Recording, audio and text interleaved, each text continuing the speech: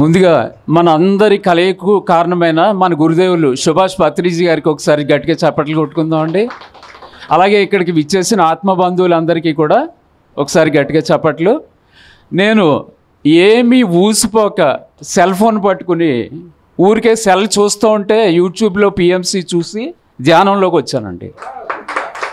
కరెక్ట్గా 5 సంవత్సరాలు అవుతుంది.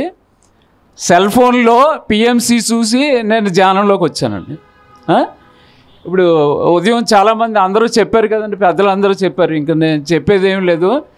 రాగల భాగ్యము వచ్చిన తాగుడువక దానమీక దాచిన ధనముల్ పోగాలంబున పోవును మాగిన పండు ఊడిపడిన మాదిరి సుమతి అని సొంతి శతకంలో అద్భుతమైన పద్యం ఉందండి.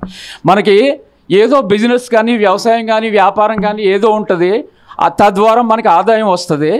రాగల భాగ్యము వచ్చిన తాగుడువక తను అనుభవించకుండా దానం ఇవ్వకుండా దాచిన ధనములు పోగాలంబున పోవును మాగిన పండు, చెట్టు నుంచి మాగిన పండు ఎలా ఊడిపడిపో కింద వృధాగా అయిపోతుందో అలా వెళ్ళిపోతుంది అని సొంతి శతకంలో చెప్పారండి. Thank you masters.